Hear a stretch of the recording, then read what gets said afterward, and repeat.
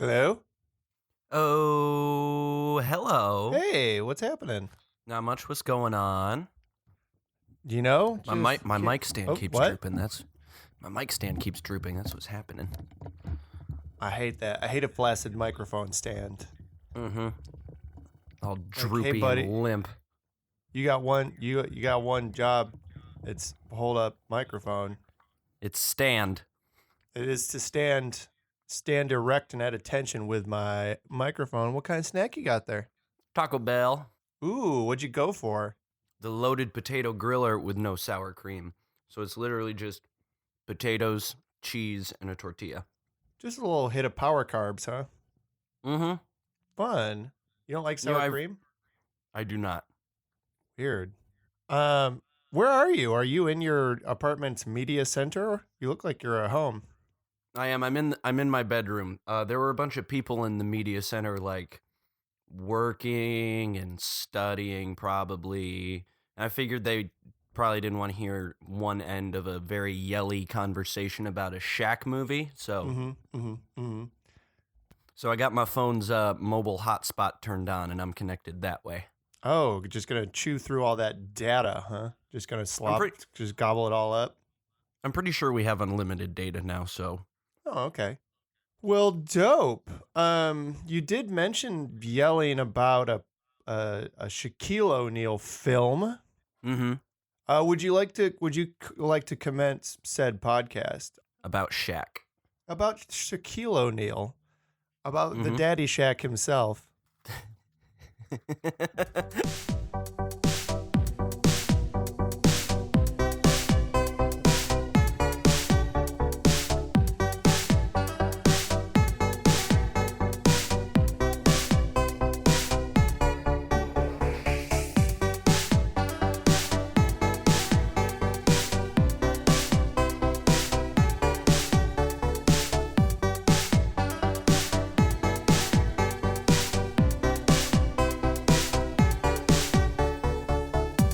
Welcome to Movie ImproversTM. This is the world's Hello. Oh shoot! I didn't give you time to say hello. You do it every time. Mm-hmm. And every I just kept single trucking. Time. Yep. Well, yeah. This is the world's first and foremost film repair podcast. I'm your licensed and board certified film repair technician, Film Stressman. And I'm your executive film form, James Kettler. Love that film form. Film form.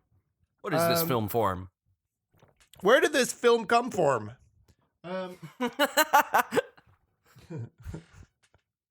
So obviously we're going to talk about the Shaquille O'Neal movie steal, which is as a delightful sort of rhythm and cadence to say.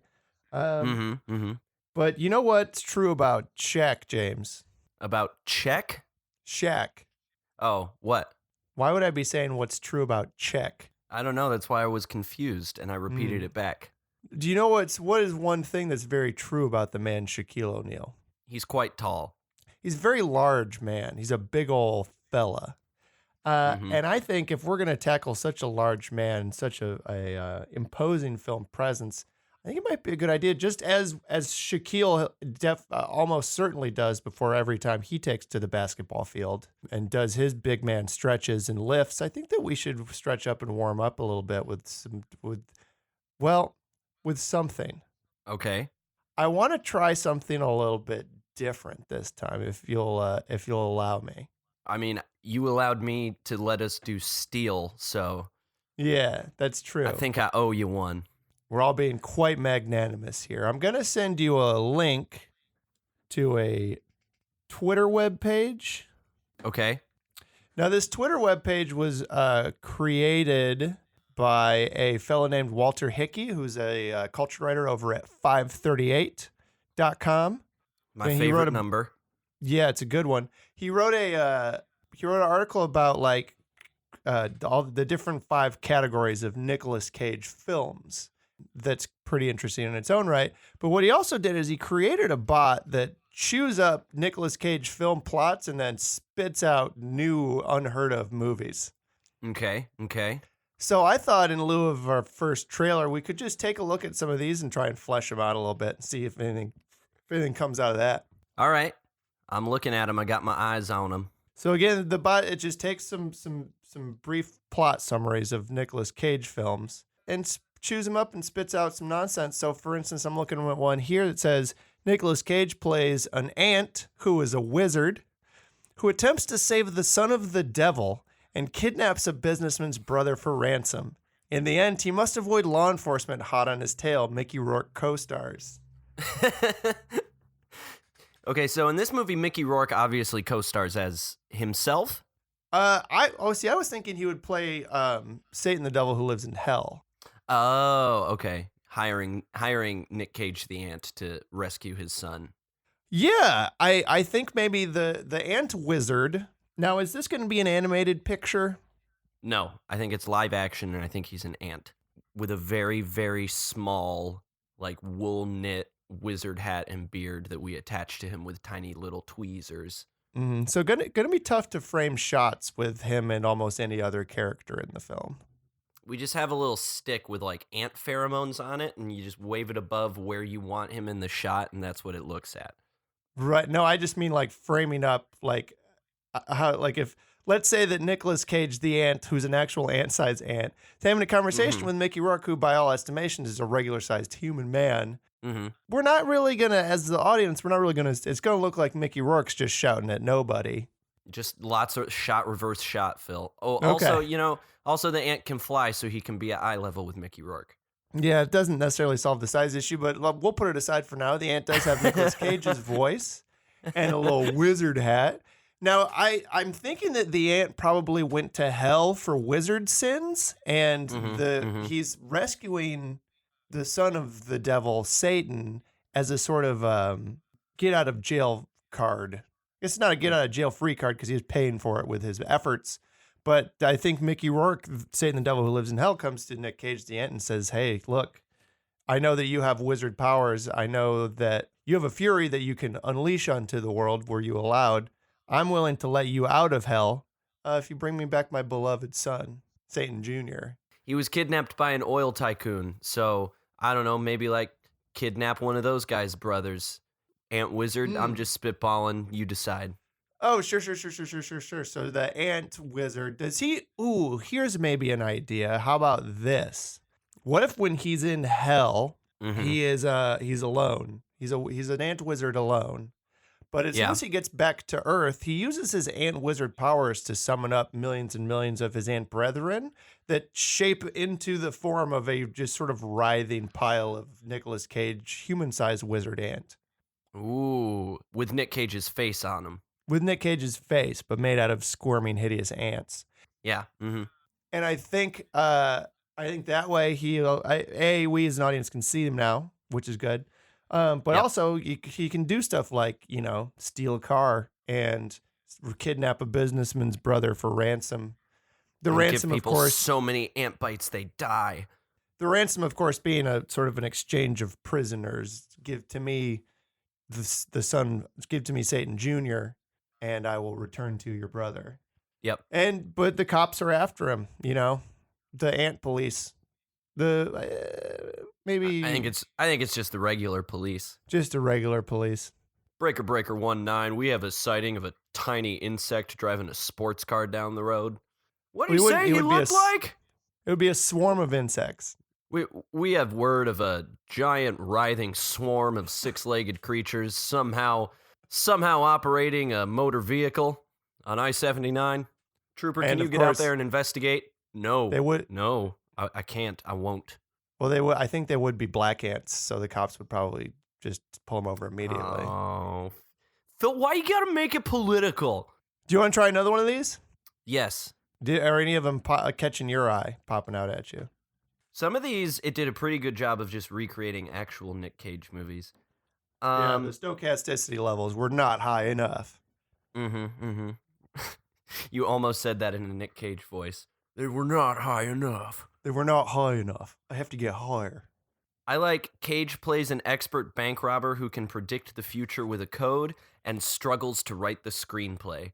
In the end, he appears only briefly in the finale. John Cusack co-stars. So, okay. So he's an expert bank robber. He's an expert bank robber, but like he already done robbed the banks with his future vision. Yeah, his one last job for him to retire on, unlike most movies, it's already happened and it worked and he's retired. And now he's trying to capitalize on that story by writing the screenplay, but he's just not too good at it. Yeah, and I think the reason that he appears only briefly in the finale is that it is sort of like an adaptation situation where the whole back third of the movie is just the reenact, is just us, the audience, seeing his screenplay play out, and that's what John Cusack stars in.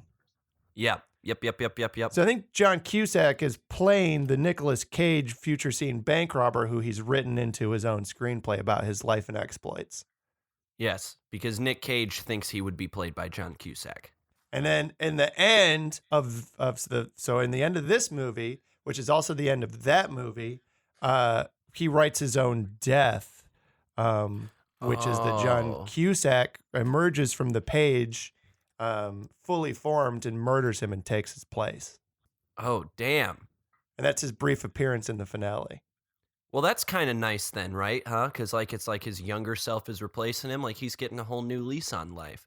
And it's an even better version of himself because it's intrinsically the version he sees himself as without all of his flaws. Yeah. Which, as we all know, Nick Cage without any flaws is, of course, John Cusack. And also, God. You want to do one or two more of these? Yeah, I'm up for it. What do you got? Some of these are a little bit too straightforward. Like this one here says, Cage plays a paramedic who robs a family-owned bank at Christmas to repay a debt his brother accumulated. In the end, he's promoted to captain. Captain Paramedic? Yeah, he's the captain of the ambulance fleet. Listen here, I'm in charge of all of these ambulances. They will drive to the sick people I say they need to drive to. Okay, I got one here. So Cage plays a former crusader who must steal 50 cars within 72 hours and spends the Second World War in a love triangle. In the end, his wife, having had a life-altering time travel experience, takes him back. Bill Nighy co-stars. As his wife. As his wife, his beautiful wife, Bill Nighy. Now, so I think I'm going to take Crusader literally, and I think he's going to be a Knights Templar from the Crusades. Yep. Who, betrayed his brethren, stole the Holy Grail, and used its drank from its tender, supple fluids in order to grant himself immortality. Right. The 50 cards within 72 hours that he must steal, I think, is to try and win the love of Bill Nighy. But Bill Nighy is already committed in a relationship to, you guessed it, a Nazi. The worst. Yeah. So that's our love triangle. It's Nicolas Cage, the immortal crusader. The immortal crusader trying to win Bill Nighy's hand away from an evil Nazi. And Bill Nighy at first I think it's pre-World War II when the car thing is happening. Much. Right. And Bill Nighy is, he's like, I realize the Nazis are bad, but I think mine that I love is good. And Nick Cage is like, no, he's not. You gotta leave him. And then all of a sudden, Bill Nighy is sucked into a time portal. And Nicolas Cage spends World War II thinking that Bill Nighy is dead and just really throwing himself into battle and trying everything he can to get killed in the war. But it won't stick. But then finally, after he has killed Hitler, the time portal opens back up and Bill Nighy emerges, maybe with like a cool eye patch and some of those shiny silver clothes that people always wear in movies from the past about the future. He's like, look, I've seen the future. I've seen the havoc that the Nazis did play on mankind. I've learned lots of important lessons. I realize it now that you were the only one for me. Travel back into the future with me and we'll live there on the moon forever. And we'll call it Back to the Future. Yeah, it will be called Back to the Future because Bill Nighy came from there and then they returned to it. Yeah. Cool. Well, do you want to do any more of these, or you think that's enough? We've been doing it for 18 minutes. I think that's ample time to talk about Nick Cage movies that we didn't even make up. Yeah, I mean, we did plot them out. A computer made them up. But one more, Yep. one more shout out to Walter Hickey for making that. It's at Nick Cage Plotbot on Twitter. They're all really funny. Well, let's jump into it. Let's go to the junkyard and get our hammers and our blowtorches and fashion ourselves some special suits. Talk about steel. I'm very ready for this. This is the second movie in a row we've watched that takes place in a junkyard run by a wizened old black man. What was the last movie we watched? Monster Trucks. Monster Trucks. Yeah, that's yep. Really specific subgenre. Both played by actors way too good for the movie they're in. Danny Glover in Monster Trucks, and then Richard Roundtree in this one. And in this movie, Richard Roundtree even says, "I'm getting too old for this." Oh, like really? Danny Glover did. Yeah. I missed that. That's fantastic. James, do you want to summarize this 1997 Shaquille O'Neal starring superhero film for me real quick? Shaquille O'Neal plays Army officer John Henry Irons, who builds gadgets for the military to hurt troops without killing them, because this is war, but we don't gotta kill people. No, it's a very noble goal. Non-lethal, nets and sound blasts and really maybe a gun that sprays a really sticky tar onto the ground, and then there's the soldiers that get all stuck in it. Oh, darn it. Oh, shoot. They throw their guns down with frustration as they try and pry off their boots, but to no avail. And then their hands stick to their boots and they fall over comically. Yeah, and then Shaq just laughs at all of them and says, "You're all under arrest for war crime." So Shaq, smart army man, build gadgets, and then Judd Nelson turns one of his gadgets up to 11 and blows up a building, and then also the building that they are in. And some falling debris crushes Shaq's bestest buddy in the whole world, Sparky, who is a lady army person. And then Judd T. Nelson goes on trial. Thank you for clarifying that, James. That crucial bit of information. And then Judd T. Nelson goes on... Judd T. Nelson. And then Judd Nelson goes on... And then... Judd Nelson goes on trial in the army and is like, "You did the bad thing. No jail for you, though. Just go put on a suit and get on a plane." And that's the first 7 minutes. Yeah, you don't, but maybe a broader summary if you could. So then Judd Nelson starts selling Shaq's super weapons to gangs.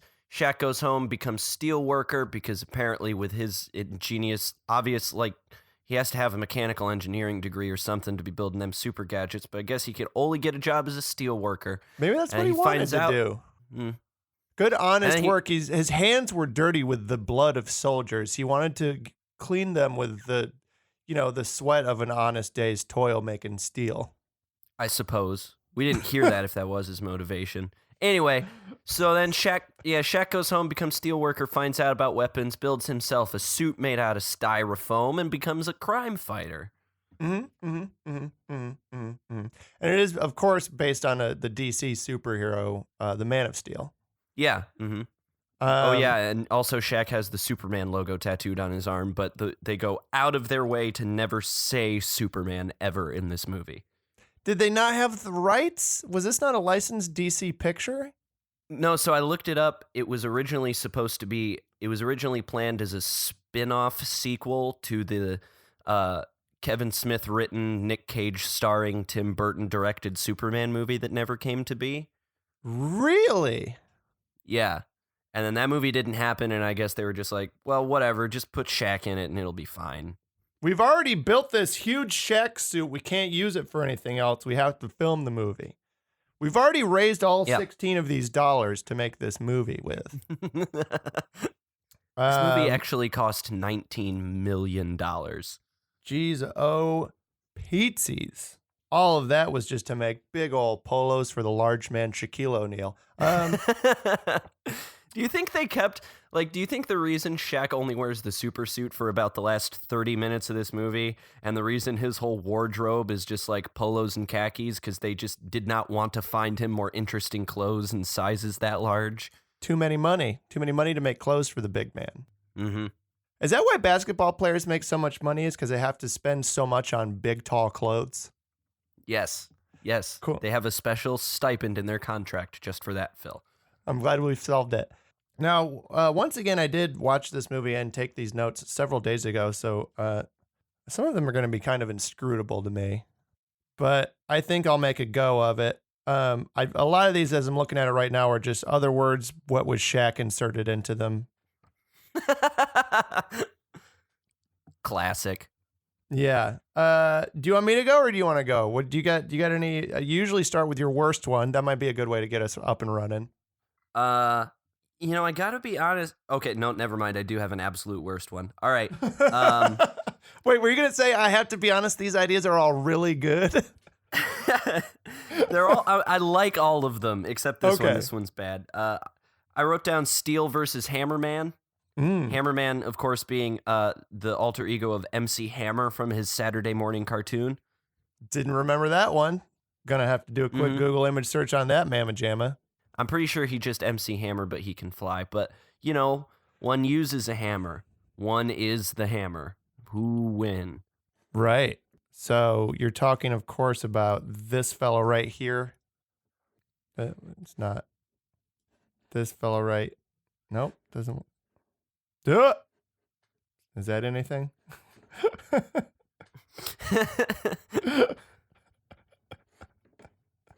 Whatever. Forget it. God damn it. Now I'm fixated. Hold on. Now you have to see what the Hammerman looks like. Yeah. No, I've seen what I was making a joke. I was gonna put a picture of the guy from Get Over It. I was gonna send you that and be like, "Is this who you mean?" But good joke for this podcast that we do. Do you know what I'm talking about? I don't. Google the video game Get Over It, or no, it's called Get Over This, because his name is also Hammerman, and I think he could pose a real challenge to the Shaq. He's a guy with a big hammer, and he's got a naked torso. Oh, I have seen this. Yeah. He lives in like a witch's kettle. So I think it's him, and he's played by MC Hammer. Oh, okay. Yeah, and is one of them a villain? Is Hammerman a villain, or is it like they're both heroes, but it's just a misunderstanding kind of a situation? I think it's a big ol' hero mix 'em up. So then they're gonna team up by the end. Yeah. To fight the real villain, the terrible Nail. Played by Trent Reznor. Yep. Okay. So I'm gonna be honest. I'm really glad that you have good ideas because mine are uniformly terrible, and again are mostly Shaq puns. I'm gonna give you this one first. So there's a Shaq and Sparky have a special connection where they just touch the tips of their fingers together, like E.T. Yeah. So I wrote here E.T. the Shaqstraterrestrial. It's just E.T., but it's Shaq. Yep.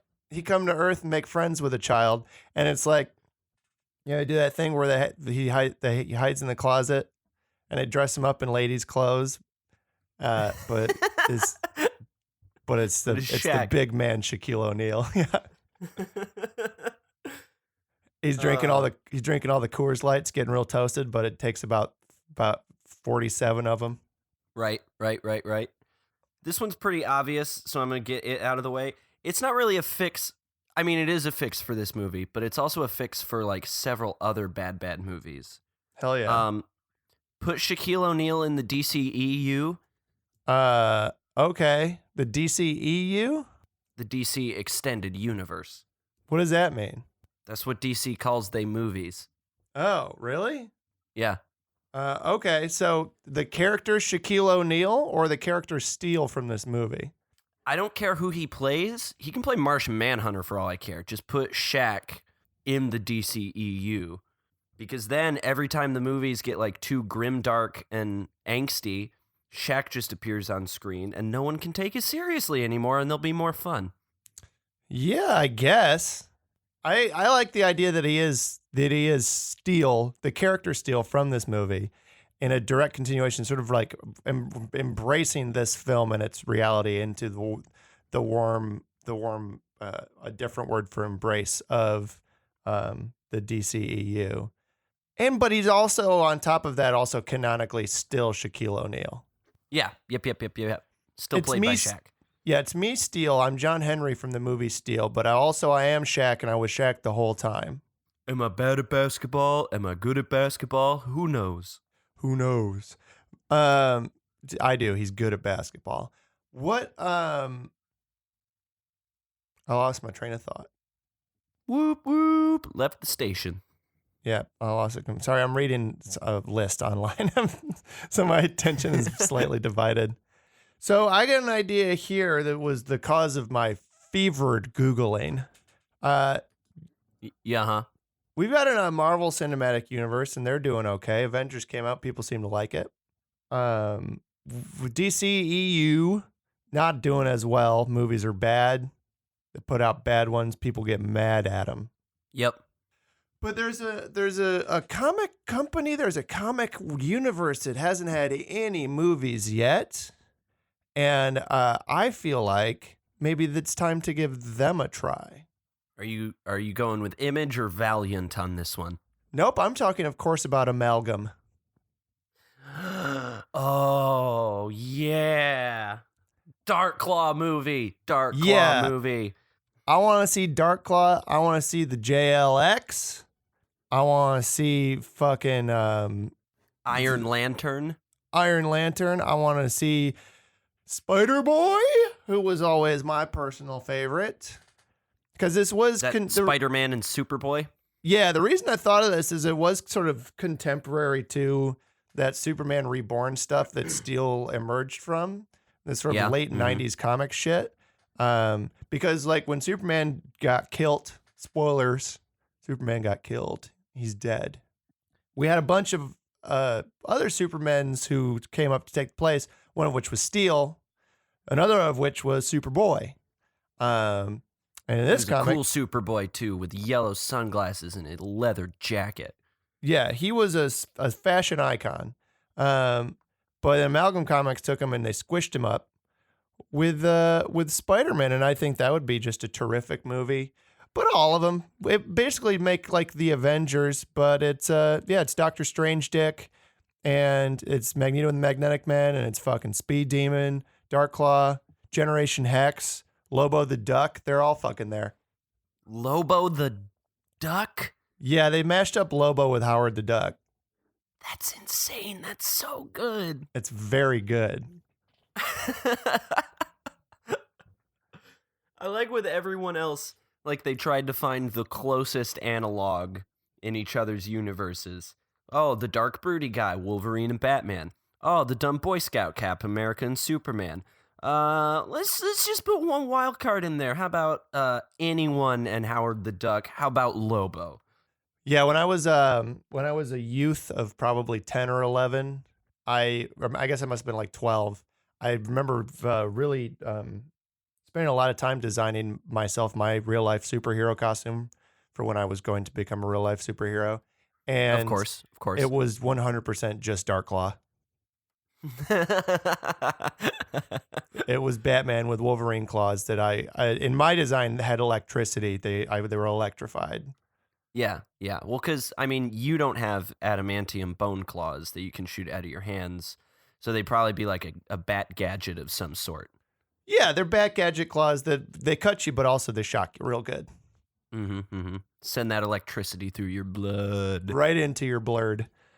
I got another one here that's sort of a play off of this one, and it kind of is in our wheelhouse in that it uses two of our go-to kind of ticks, which is make it about superheroes and then also make it gay.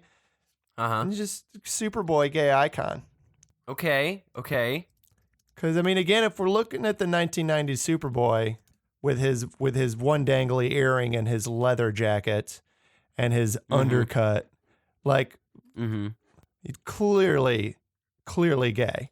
Those and if he round wasn't, who sunglasses. gives a shit? We'll make him so. No, I mean, again, just like we always say, we're gonna make him gay. Make it gay. Mm-hmm. Make it gay, make it good. Yeah, make it gay, make it good, make it. I think it takes place in the 1990s. I think it's got like that 1990s sort of like vibrant Batman and Robin-esque color palette. But it's Superboy, and he's real cool, and he loves fighting crime and smooching dudes. And it's a musical. And it's a musical. Why not? How about Like Rent, but Superboy. Yeah, But Super also, Rent Boy. but also not like Rent. What else you got, James? Oh boy. Okay, so I got one here. So, Shaq want to make weapons that don't kill for war. Mm-hmm. So I have here an idea. It's just called Nerf War the movie. So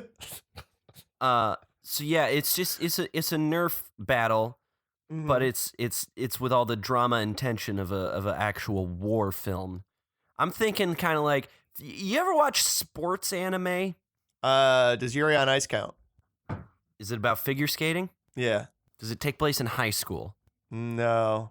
That's kind of a key element. You gotta watch like Prince of Tennis, or there's a basketball one whose name I can't remember, and they're terrific because they are all about high school sports, but they have all the like high stakes and drama and moving line backgrounds of like a Dragon Ball Z, and it's Nice. very, very entertaining and fun to watch. It's kind of the same reason I like Yu-Gi-Oh too, because it's just people doing mundane, low stakes, boring shit like playing a children's card game, but the fate of the world is on the line. Yeah, but aren't they actually possessed by like ghosts and dragons and stuff in that show? Some of the time. Sometimes it's just card games. Right. Yeah, so that, and it's Nerf guns. Okay. So, do we have like are they treating it like it is actually life or death? Like you see a guy and the medic comes over to him and he's covered in like little darts and he's got little sucker things all over him. And he's like, "We're going to have to amputate. Wounds are too bad." Yep. And he has maybe a tearful goodbye speech with his buddy, where he's like, Marcus, you were the best friend that I ever had. And I know, Marcus, these circumstances were not ideal for us to meet in, but I truly believe that if this were another life, You're making the sound of the darts getting popped off by the medic. Just keep going. I know that we would have had a real lasting relationship. And Mark, I love you. And then he just stands up and walks off the field because he's out. Oh man, you'd have to have special units dedicated just to, and this would be the highest risk job of all, running around on the front lines collecting all the darts Collecting so you darts. can use them again. Yeah. Lifting like up couches and stuff. That's like the big turning point of the movie. Like after the protagonist team thinks all hope is lost and they're ready to give up, and then their dart collector boy is mercilessly gunned down, and they're like, "For glory!" And then they storm the battlefield and they win. Yeah, they got their Nerf shotguns and they're just launching plastic shells out of into the sky. Yep. They've got the big bow and arrow that shoots just the one big dart, but it but it still counts. Still counts, dude. Wow. Our dart boy is dead, and it's up to us now to get out onto those front lines and collect as many darts as we can ourselves, because we're going to need every ounce of firepower we have in order to win this war. And also, if we miss one and get stuck in the vacuum cleaner again, Mom's going to be super mad. Yeah. I got an idea here that I'm just going to say it. We don't have to explore it too much because it's really similar to your Hammerman one, but remember Super Globetrotters? Yes, I do. They were basketball heroes. Yes, they were. You can make that one a movie. Just do that one.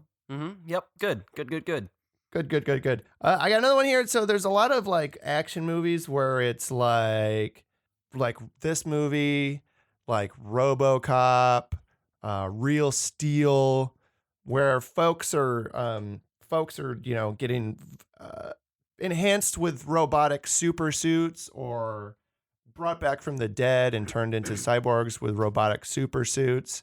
So I was trying to think, I was like, well, is there another genre that maybe hasn't been explored in the context of a person wearing a robotic supersuit?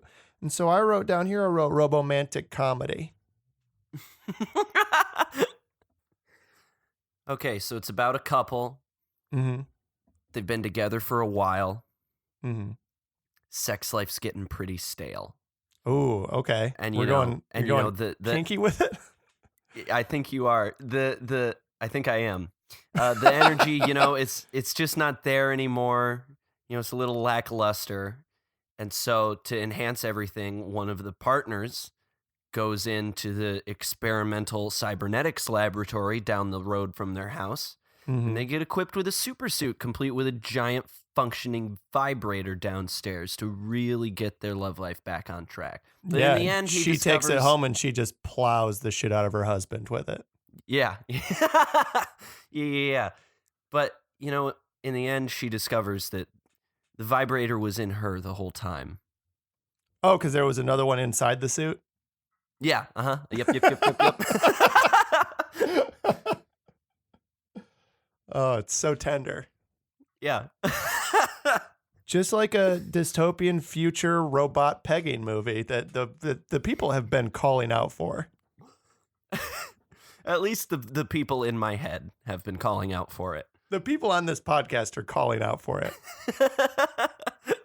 I got another idea here that is, so this movie has kind of like a anti-gun violence message, right? Like the evil military and corporations are creating all these super weapons. They're getting out into the street in the hands of gangs, and then they're using them to shoot up the town. And the whole thing is like Shaq makes this super suit in order to go out and clean it up, get rid of the weapons. Mm-hmm.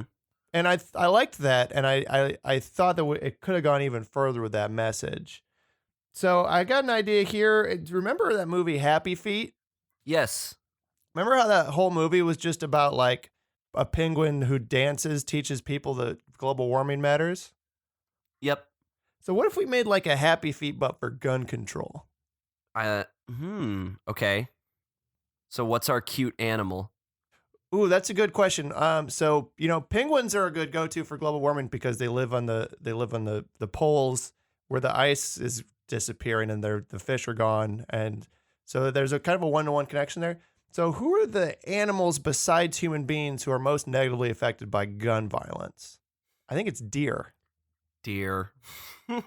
It's definitely deer. We keep coming back to this. I think there's a reason.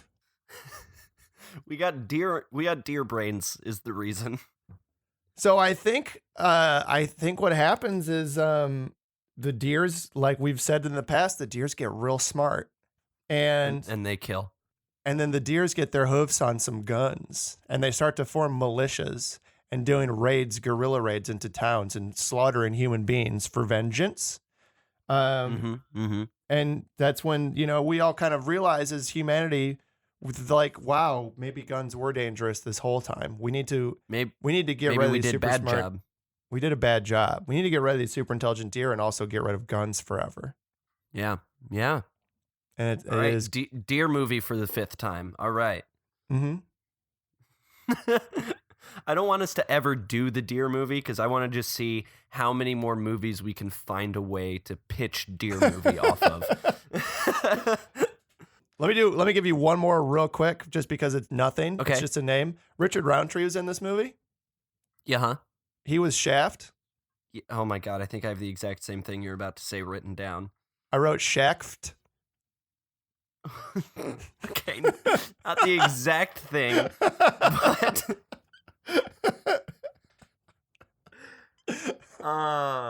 it's not really an idea. They sound the same.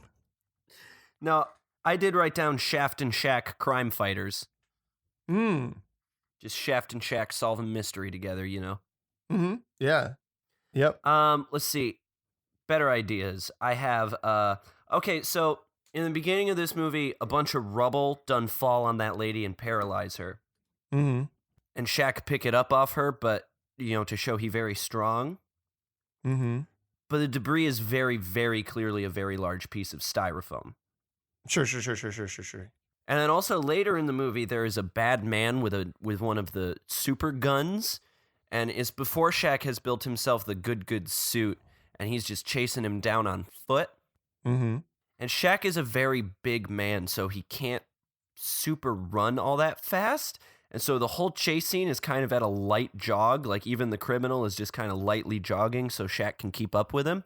Right. So I had an idea. It's a superhero movie, but like the superhero doesn't have any, like he's not super strong or super fast. He just makes everything else around him worse. So like he doesn't. Okay. So like he doesn't actually like lift a big heavy car. He just touched the car, and now the car don't weigh anything, and he can pick it up. Interesting. He doesn't have super speed, but he's gonna make you slow, so he can catch you at normal speed. Yeah, so it's like a superhero action movie, only it's real boring. Yeah. Yep.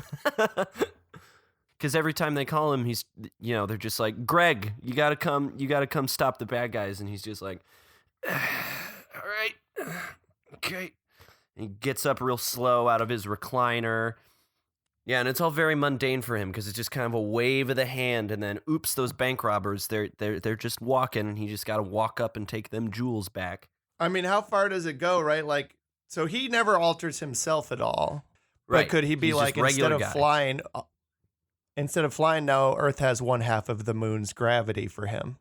Just for him, just in the immediate vicinity. Yeah, so he's just bouncing right over. I'll be there real quick. I mean, and like, he's not impervious to bullets, but he makes everybody a real bad shot all of a sudden. Yeah, or the bullets turn to paper when they hit him. And he's not the world's greatest detective, but he makes all of the criminals leave super easily solvable clues. But the clues don't show up till he gets there. So he just like shows up, and then suddenly there's a perfectly preserved footprint in the mud that leads them right to the bad guy. Yeah, and a big note that's like a half-finished game of Hangman, and it says like, Oozin Onsen robbed the Ank. Like, what could this be? Who could it have been? Yeah, no, I like that. What's his hero name? I think in keeping with the theme that he doesn't change himself, it's just like Greg or Mark. It's Greg, but when other people hear it, it's really inspiring and also terrifying to villains, just like the Batman or Superman. Like he just says like, yeah, my name's Greg Haverford. And then the villains are like, shh, don't say this name out loud. It strikes fear into my heart. All right, let me bang out two more ideas here real quick. This movie's called Steel. It's about a guy who works with steel and puts steel outfit on. Yeah, So I thought maybe there could be a movie about a musician and also like former Navy, special ops guy who makes a suit out of marine mammals, and it's called Seal.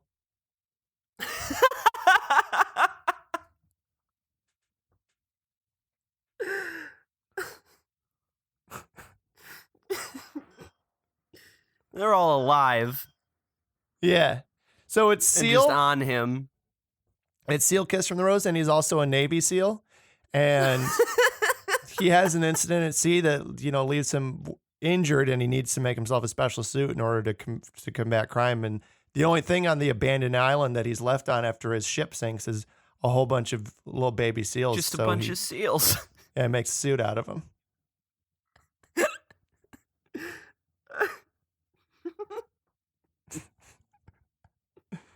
What kind of powers does that give him?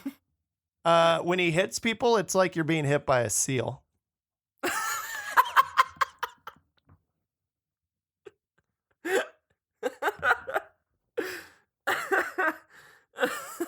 And that is the motto he yells at every villain he punches.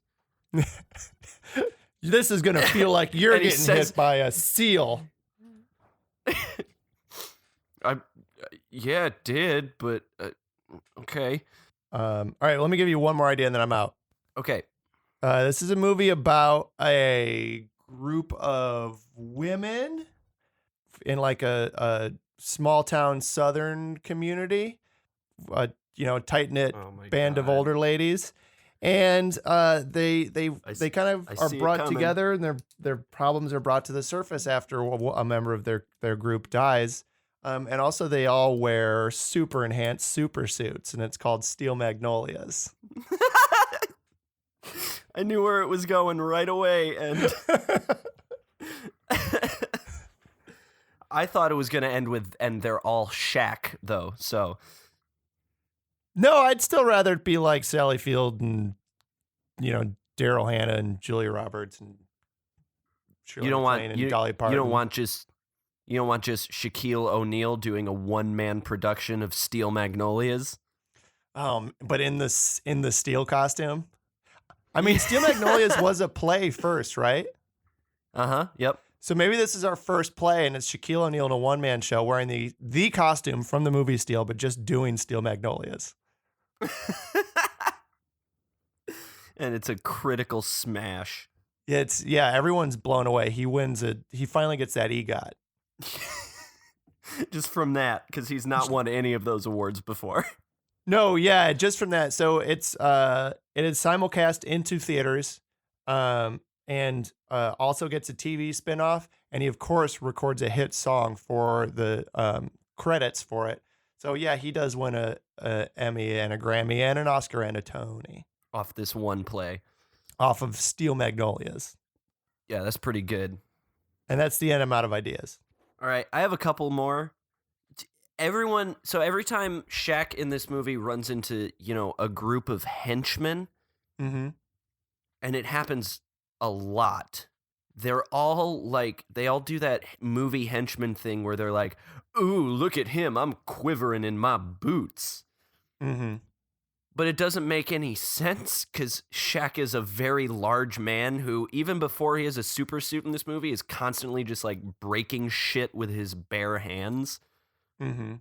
So how about a movie where the main character is some kind of just gross, nasty, like Lovecraftian horror beast that, is just awful to look at or be around, and still he just runs into groups of henchmen who are like, oh, who's this guy with the tentacles on his face? Ooh, I'm scared. Oh, what are you, some kind of eldritch horror beast? Huh. Nice try, idiot. And then, of course, he does turn them inside out and consume their souls. Kind of like the opposite of that Greg idea, huh? Mm-hmm. Yeah. Maybe this would be Greg's villain, actually. Oh, the scary, scary monster that no one is scared of. Right, but he does negate Greg's powers. Ooh. He's like a Greg basilisk. Yeah. That's pretty good. Okay, we'll fold those two ideas together. I like that. Let me see. I wrote sidekick who speaks exclusively in catchphrases. Yeah, isn't that just Robin from the Batman TV show? No, but I mean exclusively. Like, he never says anything that's not a catchphrase. So even like the moment they're back at the Batcave and, Bruce takes off his cowl and he's like, Dick, it's really very important to me. I was so alone before, but it's very important to me that I have someone I can call a friend, a brother even, going through this terrible journey with me. And then Robin is just like, you got it, dude. Is that a catchphrase? It's from Full House. Oh, okay. We're like, did I do that? Yeah, Who cut it out? I'm stuck on Full House apparently, but yeah, it's just Full House. So is the Robin played then in fact by Dave Coulier? Yes, or John Stamos, or Bob Saget. I think John Stamos is Batman, and I think Dave Coulier is Robin. And Stamos is playing Batman straight, right? Like he's playing like a serious, like real, like Christian Bale Batman. And Dave Coulier is literally only saying lines that he said on Full House. Yeah. And Bob Saget's there, and he's the Joker. And he just always tells the aristocrats. He's the Joker, and he has the one joke, and it's very long. It's the aristocrats. And it is a crime. It's a crime of a joke, and Batman does have to punish him badly. And I think Mary Kate and Ashley are both Penguin. Not even the obvious. Not even going to go Batgirl on it. Nope, they're both the Penguin. They're both standing on each other's shoulders being the Penguin. Yeah, there's a real tall, skinny Penguin. Yeah, that's pretty good. And it's called Full Batcave.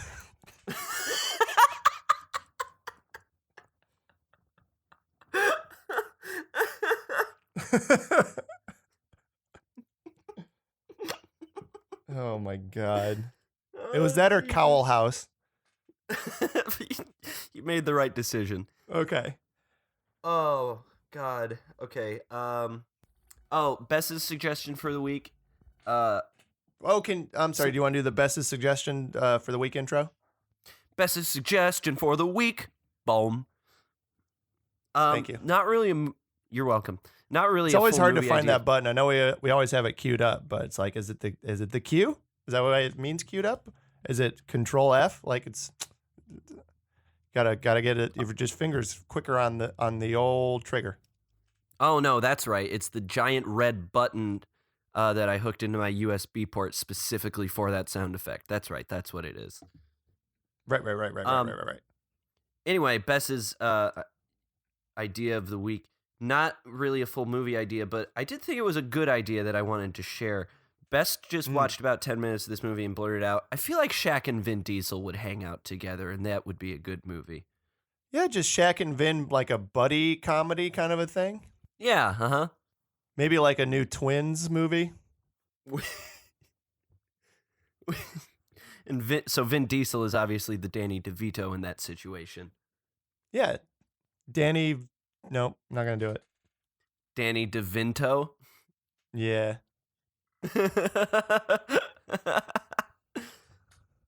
Oh, hey, speaking of Arnold Schwarzenegger, I also did just write down, at the end of the movie, Shaq talk on the phone to General and the voice scrambler make his voice sound like Arnold Schwarzenegger.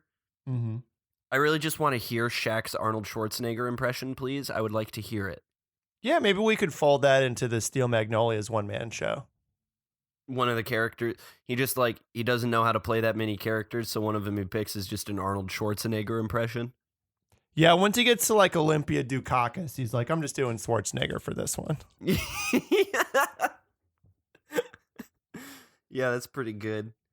This is the last one I have that I think is worth talking about at all. My favorite character in this movie was the dog. I liked the dog a great deal.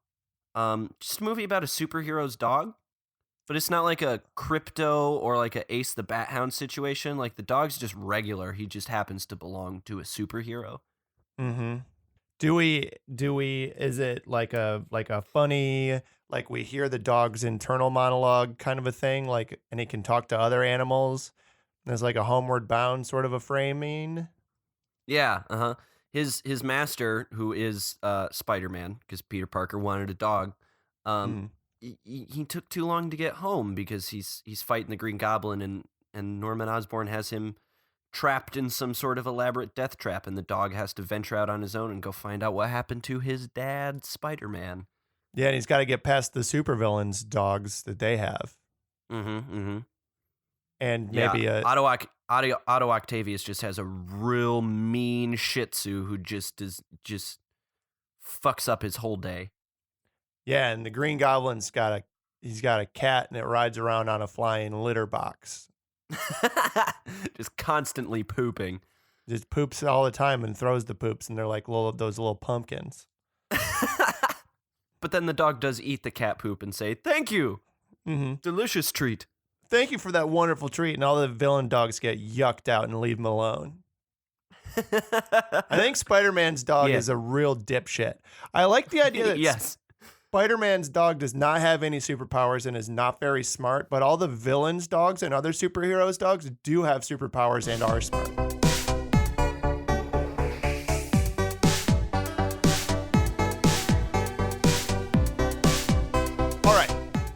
So what has happened here now is that we plotted out our movie and James's computer was being a real jerk on him and didn't record any of it. It was me this time. It was my fault. For once, this time it was James's fault, not mine. But just to jump right back into it, we have decided to do the movie about our friend Greg and the nasty, hideous, Lovecraftian, eldritch beast who everybody thinks is regular. Mm-hmm. And we did settle on the title, I think is called Gregular Guy. It is called Gregular Guy. Everyone thinks the monster is Gregular, but nobody thinks that Gregular Guy's regular. Fuck, I could barely say that sentence. Moving on. Yeah, that's why nobody can figure it out. So we did do a quick plot out of it, but I think there's, without rehashing everything that we've said that you all haven't heard, which would be boring for us, not so much for you because you haven't heard it, but for us it would be boring. One thing we didn't explore was do we need an origin story, or is it sort of like in media res, like Greg, who for the record stays regular but makes everything else worse to make himself appear super. Yep. I think when we come in on him, he's already been operating for a while, right? Because his character arc is like he's gotten complacent. Mm-hmm. Yep. So I think he's been doing this for a while. Is he still actively going out and fighting crime much, do you think? I think probably only when like absolutely necessary. Only when he like sees it on the TV and no one else is doing anything. So he's like, God, I just reheated my burrito. I don't want. Oh, God damn it. Fine. I'll go out. Karen, do not throw away this burrito that I'm putting in the fridge. No, I'm not going to put it in Tupperware. It's a burrito. Just leave it in there. I'm going to eat it when I get back. Okay, thank you. Karen's his roommate. Yeah, uh-huh. Oh, yeah, also, you missed this because we did not record it, but Greg is canonically asexual. Yes. Only thing he's horny for our carne asada and beans wrapped up in a nice flour tortilla. Ooh, that gets him good. Oh, man, Greg loved that shit. He loves it so much. Also, if Greg make a burrito near you, guess what? Your burrito gonna taste worse. Yep, Greg's burrito's better. Greg's burrito's so much. Not even good necessarily, but it is better. Would he try and go on like Chopped, do you think? He's just constantly winning game shows by like making a PB&J. Yeah, I think maybe like when we do at some point get a flashback to like when he first discovered his powers. It's kind of like, how Spider-Man, when he first got his powers, decides to be a wrestler, fails to stop a bank robber and lets him escape, and then he kills his Uncle Ben. And then he learns that with great power comes great responsibility. So I think Greg, when he first gets his powers, he's going on Chopped and MasterChef and stuff and making grilled cheese sandwiches, and everyone else is just making like cut fingers and floor food. But people start to catch on, so I think that's why he stops. He just wants to keep a lower profile. For sure. And he learns that with no power comes hopefully no responsibilities. He doesn't want to accumulate any responsibilities, so he's going to take a step back from that. But they just keep pulling him back in. Now, we did explore the idea of, so our villain is a Lovecraftian hellbeast that, as opposed to Greg, who makes everyone worse by being around him, and whose name strikes fear into the hearts of criminals. Gregular Guy. They're a fearful and never superstitious call him by his lot, real name. and they're terrified of Gregular Guy. As we all should be. Yeah. This hideous hell beast, the Lovecraftian creature, everyone thinks is pretty chill and good, and does in fact get promoted to be Greg's boss at Greg's job. Yeah. Mm-hmm. But Greg is horrified and terrified of it. And then he beats it to death with a broom handle, and everyone forgets it happened. Yeah, he does beat it to death with a broom handle, and everyone forgets that happened. Is there anything else you'd like to explore about Greg's character or the plot of this movie? I know that we're both very sad that everything we did got lost, but very. What's some other stuff that what's some other ways that Greg's powers would affect his day-to-day life? Like, what's some other stuff that he can make shitty to his benefit? Ooh, good point. I think probably. Like he's driving to work and oops, there's traffic, but oh, everyone's cars just got worse, so now they all just swerve to both sides of the road so that Greg can drive between them. Yeah, that's pretty intense. That I feel like that would get noticed. No, because Greg also just intrinsically makes everyone's memories worse. So as soon as it's over, they're just like, oh, that was a crazy thing that... Did an ambulance come through here? What? Why? Fuck.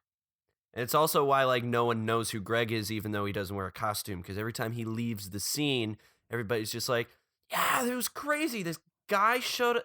Was it a guy? He had, like, shapes. He was definitely a color. He was a color. He existed in more than one dimension. Fuck, damn it. But the Lovecraftian Eldritch Beast, I think, we were calling them Terry. Terry. Yeah, and that's short, of course, for terrifying. Terrible. Oh, yeah. Yep, close enough. Good. I think they show up on the scene and they're just pointing at Greg with a tentacle.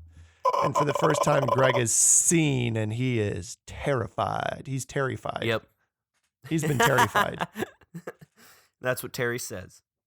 Yeah. Everybody else is just like, hey, it's a sidewalk, not a stand walk. Please move.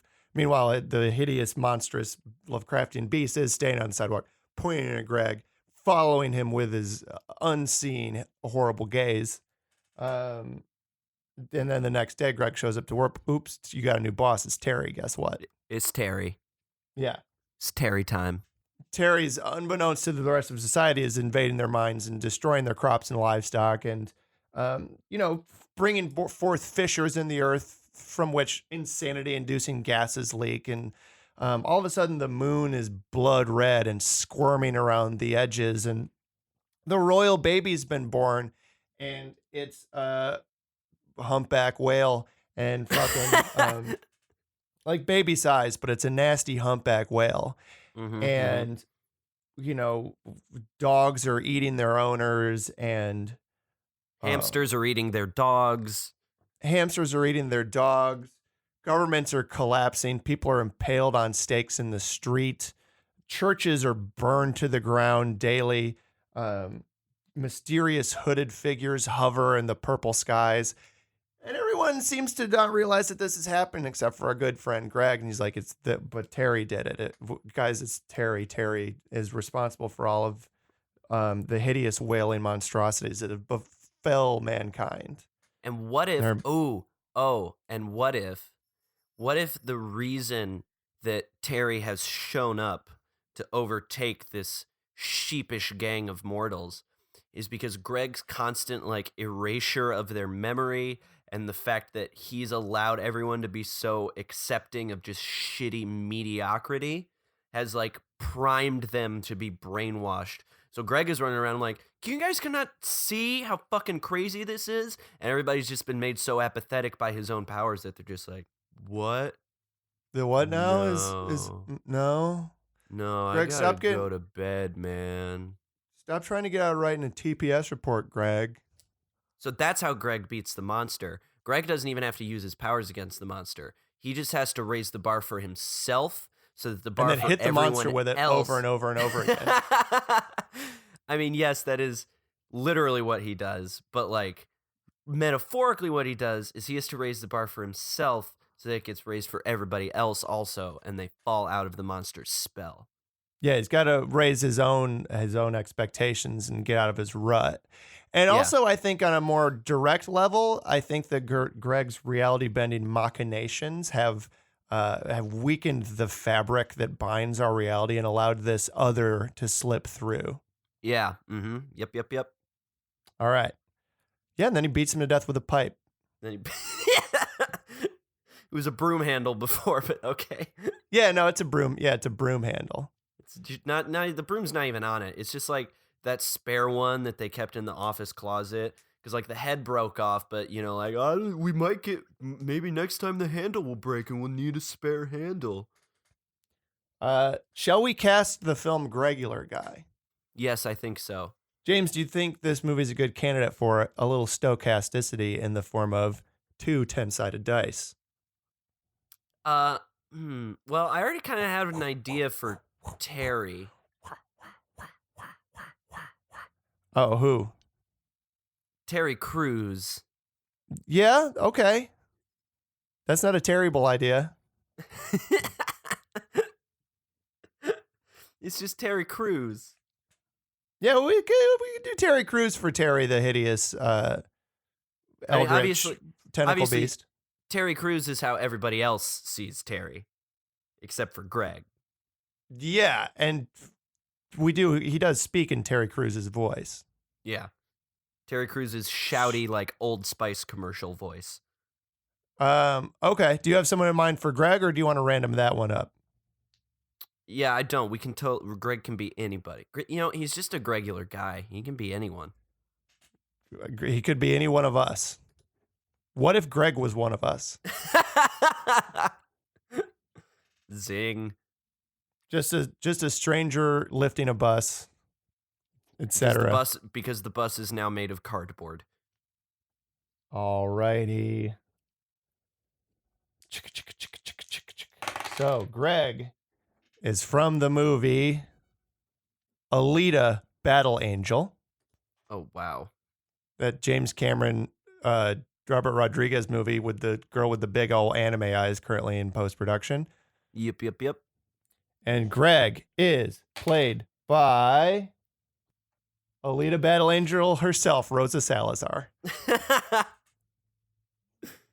Look, no one notices. Hey, maybe she makes everybody think she's a man to get ahead in this patriarchal society.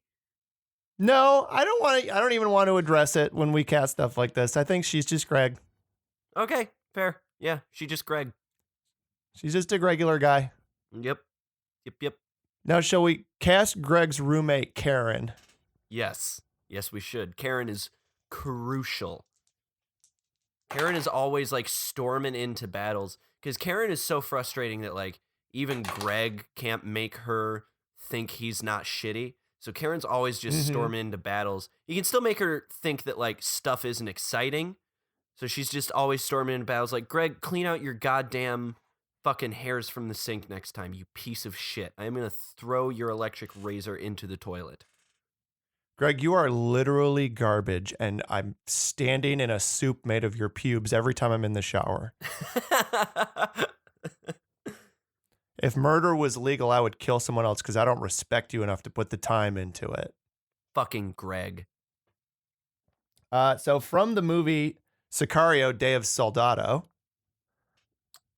What? Nope, that's a 0.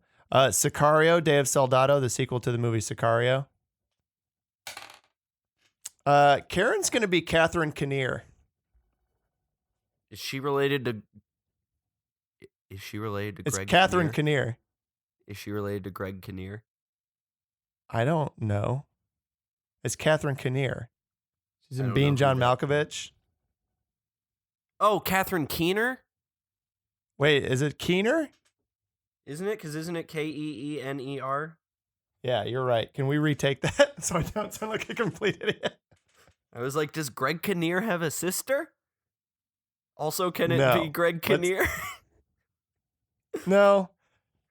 Let's try that again. Okay. It's going to be Catherine Keener. Oh, I love Catherine Keener. She the mom in Where the Wild Things Are. Yeah, she's also fucking perfect for like the mean roommate role. Yes, she is. Yeah, she could not be more perfect. Should Greg have a like goofy work friend? Oh, I think he's definitely got like a goofy boss. Ooh, okay. A goofy boss? like a real Michael Scott. You know, that guy who's just always like, hey, Greg, keep up the good work. See you next Tuesday. Sure. A Gary Cole. Yeah. All right. So Greg Goofy Boss is going to be from the movie Ocean's 8. Please be Rihanna. Please be Rihanna. Please be Rihanna. It's Jamie King. She's in Pearl Harbor and Sin City. Ooh, okay. Uh-huh. Yep. Yeah, she's Greg's goofy Michael Scott-esque boss. Don't forget about the potluck on Saturday. Jan's bringing her bean casserole. Terry's bringing the organs of a newborn What was calf it again, arranged in a Terry? pentagram. You said it was the organs arranged in a pentagram, right? For blood magic. Yeah, Terry's bringing a blood magic organ pentagram. So don't bring that because it's covered. So stuff's gonna get pretty spicy. All right, one more because I do want Greg to have like a work friend who's like a real fuck up and doesn't take any of it seriously. Greg didn't even need to make them shittier because they just already were shitty. Ooh, and also after this friend, let's cast another real superhero with real powers who can never solve anything when Greg's around because Greg makes them so shitty by being near them. And he fucking hates Greg so much. He remembers Greg. Yeah, Greg got kicked out of like the Justice League of this universe just because they were all sick of him making, like, hot fuzzed him. They were all sick of him making them look bad by making them bad. Yeah, exactly.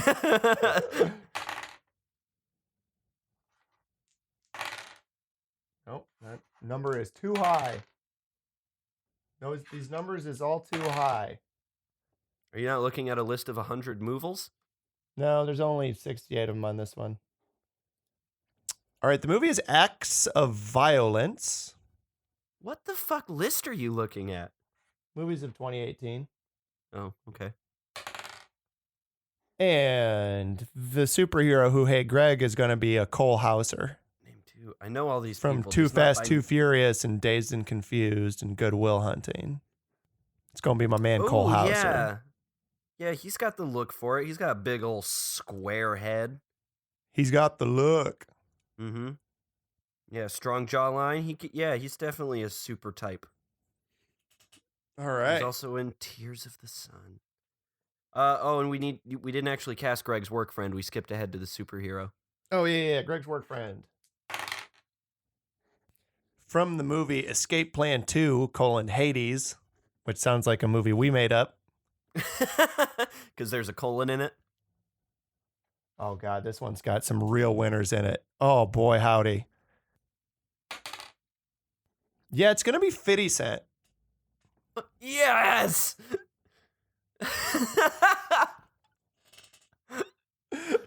I love that a lot. Greg's goofy work friend. Really good. Always cracking wise, shucks and off at the job, is going to be Curtis 50 Cent Jackson. Yeah, it's your boy Fitty. That's good. Really good. All right. 50 Cent's been waiting for a movie comeback for a long time since Bulletproof. Yeah, we gonna give it to him. Yeah. No, wait, that's DMX. Yep.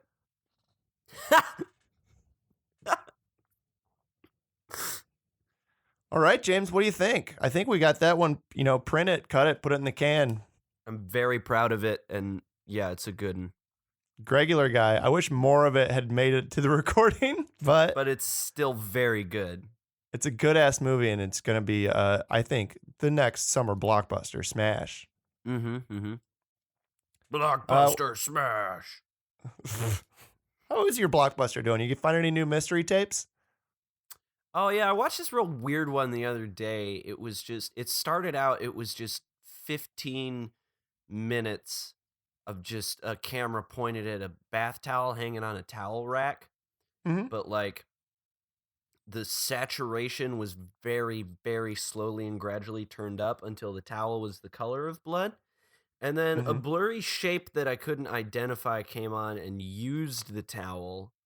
The towel was always in focus, but somehow the figure itself was like blurred out. And then the audio was just this really loud, heavy breathing right into the microphone, just going.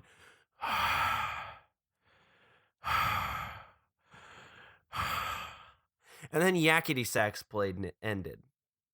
Yeah, they always end that way. It's so weird.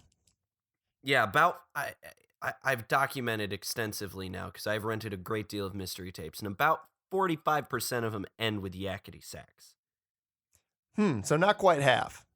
One of them was just a dude being beat to death with a pipe wrench while just like half of yakety sax played on loop. So it was literally just like while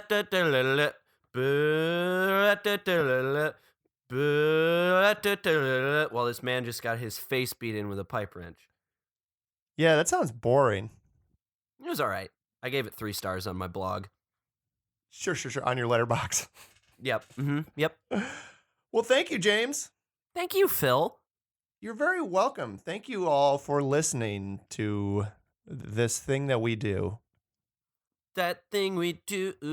I don't know how that song actually goes. Thank you to Cusick for the use of their song Dragonfly. I do know how that song goes. Yeah, it goes beautifully and perfect. If you could, please, we love this show. We hope that you like it. We'd like more people to hear it. The best way we can make that happen is 2 ways: you rating and reviewing it in your podcast getting place of choice, or preferably Apple Podcast. And also just telling your friends, hey, you want to hear some real stupid shit? Check out these riddled two with errors knuckleheads. because these 2 fuckers cannot consistently record ever. Can't even record good. Well, if that's what you're into, here we are. For you. You can follow us on Twitter at Movie Improver. You can follow me on Twitter at Phil Stressman. You can follow James on Twitter at DocProfessorMan. Who's Megan? I don't know. Don't follow her. Who dat? Who dat even is?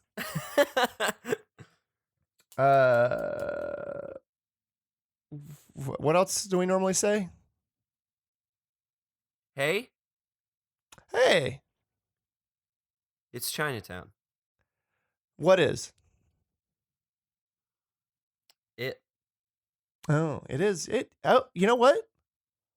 I'm looking at it now for the first time. It is Chinatown. Yeah, you know that movie that came out that last year? Everybody said it was about an evil clown. Actually, it was just Chinatown. It was so weird. I went in expecting to see a bunch of nice clown spooks from one of my skateboard brothers, but it was just Chinatown. It's just Chinatown. Yeah, it is Chinatown. Yeah. Goodbye. Bye.